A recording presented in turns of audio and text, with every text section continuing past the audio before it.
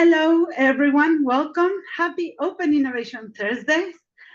We are here once again in a new chapter of this weekly review, 15 minutes. Just in 15 minutes, we review each of the chapters of the Oxford Handbook of Open Innovation. My name is Marisol Menendez. I'm an open innovation practitioner and enthusiast. I also like to introduce myself as an ecosystem orchestrator, and I have my own company, Vilacatu, and my own ecosystems, in this case with, related to that. So for me, it's such a joy and a privilege to be able to have these conversations with people as our guest today, Frank Piller. Welcome, how are you today?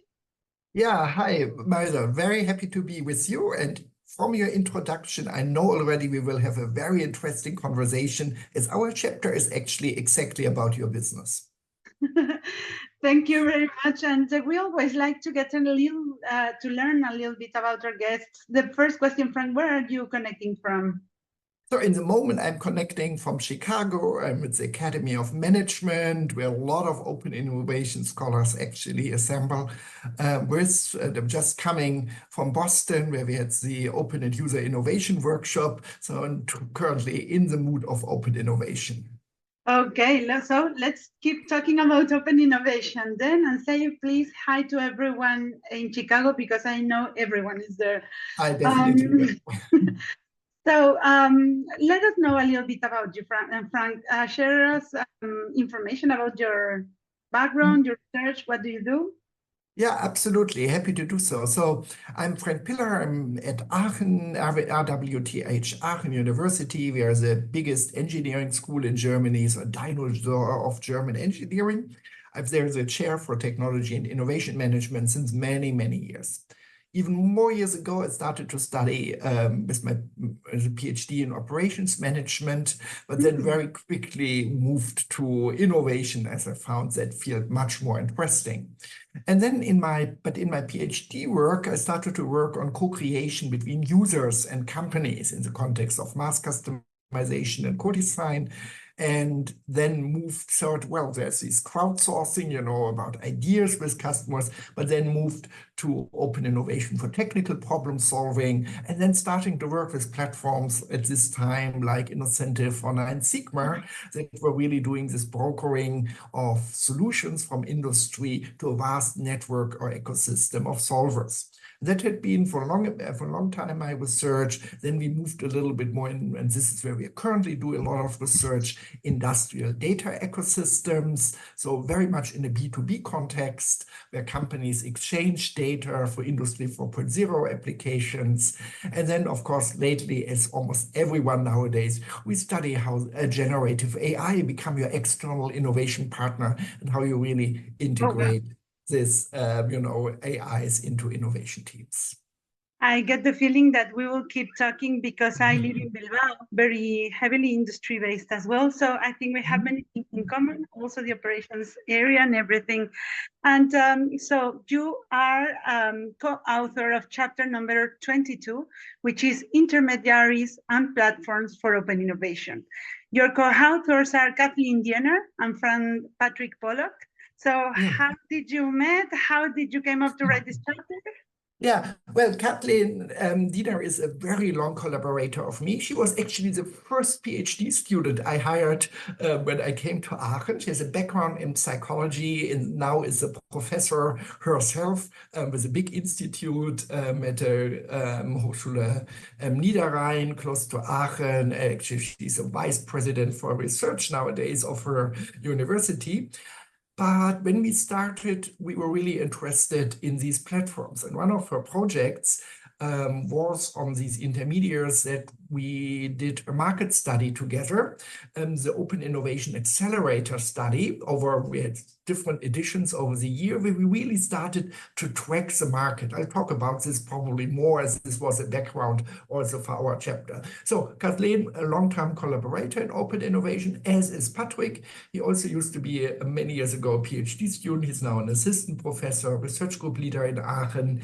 And he's actually the one who keeps the open innovation research very active. He's teaching our core class of open innovation management at our institute and did a lot of studies actually on technical crowdsourcing in very, very good journals. So I would say Patrick, he's really the brain and our coordinator. Kathleen is a networker. She really has this expertise. Well, and I, as a senior guy, try to put it all together.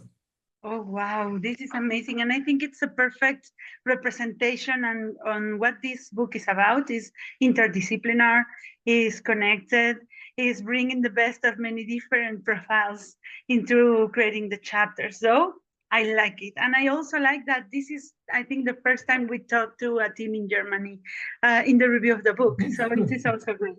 So let's dig into the chapter. We are talking about intermediaries and platforms for open innovation. So what's the chapter about? Yeah, so as you know, there are many definitions of open innovation, and I love the one, of Henry, of course, and the one also outlined at the beginning of this handbook. But for me personally, open innovation was always, in my definition, was that we connect people with challenges, problems, a need for knowledge with unobvious others. As we had a lot of team to connect with the obvious others, the partners in your network, suppliers. And for me, the real novelty behind open innovation was that you find people you don't know, but that have relevant knowledge. But of course, that's the problem, how you find someone you don't know. And this is exactly where the platform and the intermediaries come into place, as they provide you access to their ecosystem, to their knowledge. And there is this process of crowdsourcing or problem broadcasting, that you share your problem and then people self-identify. And that was also that particular aspect of open innovation that was of interest for us. And therefore, of course, all these platforms were really, really crucial. I was on the board of a few, in Germany, and learned that all these platforms are very, very different. While from an industry perspective, they say, oh, there's one platform, Nine Sigma, Innocentive, let's use it for everything. What's wrong? So, and this is exactly with Kathleen, Dina, where we started many years ago, that we said there are 150 plus of these intermediaries. Probably over the times we tracked more than 350 different institutions, all different platforms, but they all differ. So our original idea was really to provide like a navigator to industry, that you say, this is your problem. Okay, what's the best platform to cope with? As platforms differ with regard to the communities they're connected. Some are better for ideation, other more for technical problem solving. That's quite obvious. But platforms also differ with regard to their IP model. How is the knowledge? Is the knowledge just identified and then you do a negotiation, or is the knowledge actually transferred? Is it more marketplace? So then you obviously get also different kinds of knowledge stocks. Knowledge really differ with regard to their geography. And what often it doesn't matter, if I'm a mid-sized German company and the platform provides me a technology provider in South Korea that has a perfect knowledge, that's perhaps good. But perhaps if he would provide me a knowledge provider in Spain, in the same cultural, in the same economic context, with just a little bit less useful knowledge, but so much easier to transfer, that second best solution would be much better for my company. So you also really have to encounter that. And that's exactly what we try to track, and also to really make people with the handbook, aware of, especially the practitioners also reading the handbook. There's not just one kind of intermediaries or platforms, but really care about to invest a little bit in distinguishing and understanding how these open innovations intermediaries differ. It's so very interesting. And, the curation of the book, of course, the editorial team did an amazing work. And this section, we are talking about networked forms of open innovation. So we already talked with Paul Alt, Innovation Beyond the Firm, with Joe West talking about the healthcare sector, with Kritika Randawa talking about crowdsourcing and what kind of crowdsourcing is useful. And then we also talked to Lars Fredriksen about the Lego case and how they create a crowd. And now you are getting a different perspective on what kind of these platforms are useful to get to those who are beyond your current knowledge. No, it's so very interesting. What are the main takeouts from the chapter? If anyone would say, what can I learn from this? What would you? How would you summarize it? Yeah. So first, I would say really from an industry perspective, I would say really do a little bit of research. Don't go for the first best, just the very famous long-standing platforms, but really look a little bit around. In the platform, we actually lead readers to our market study, which is available for free, which documents all these 200 platforms. And so do your research. Then secondly, and to do this, you really have to be aware of your task.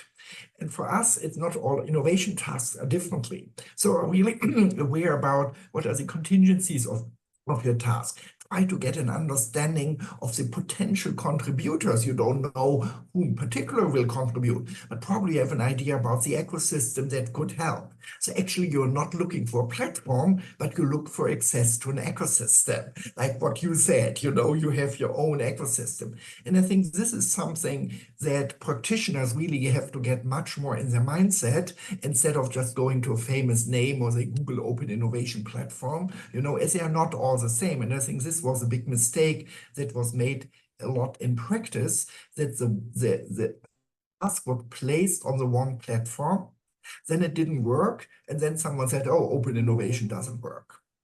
Of course, yeah.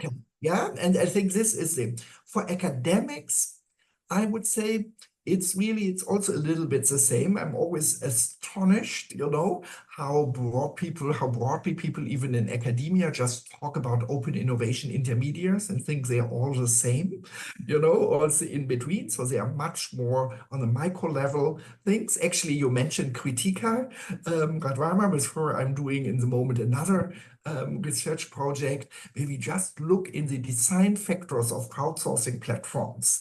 So, and try to really understand in elaborated research together with Anja Leckel, another former PhD student, she's now a consultant.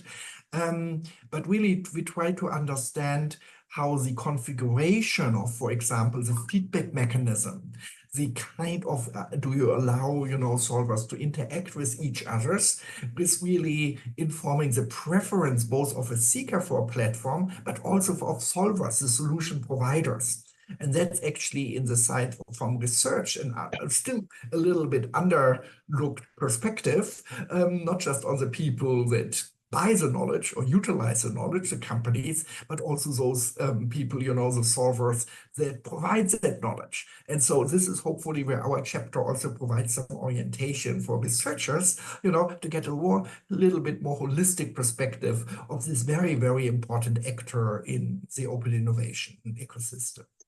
Wow, just before this meeting, I had a 2-hour meeting as well, talking about the same things. I'm so excited.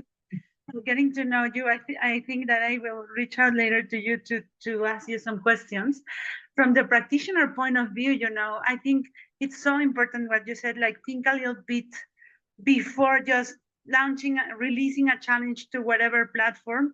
I tried to create or devise a model, a questionnaire to understand what modes of collaboration would be good for me before deciding crowdsourcing, or know which platform to do, what variables. And I think it's so important to have elements, and we are trying to bring the knowledge from the academia to make better decisions for this. Frank, this is amazing. Thank you very much. And I will reread your chapter, of course. We will use it in the way of creating ecosystems and communities. And I think you also pointed out a very interesting thing. Practitioners, if we have this lookout for ecosystems, then you have a different way to address that way to connect to open innovation initiatives. And that's a very important takeout also for me in this conversation. Anything to add? One final thought or something? Well, I just can add to thank you for inviting me to your series, for actually doing this, as I think often chapters you publish in a handbook are just, lost in the dustbin of libraries or on the internet. But I think with your initiative that gets it out to the world, and also with this, you increase the ecosystem, which in the brand is. So I think you really selected your right profession by being a true intermediary. Thank So you thanks very a much. lot. Thank I you. will take it to heart. Thank you very much, Frank. And well, let's keep reading and learning in open innovation. See you next week. Thank you, everyone. Bye-bye. Bye-bye.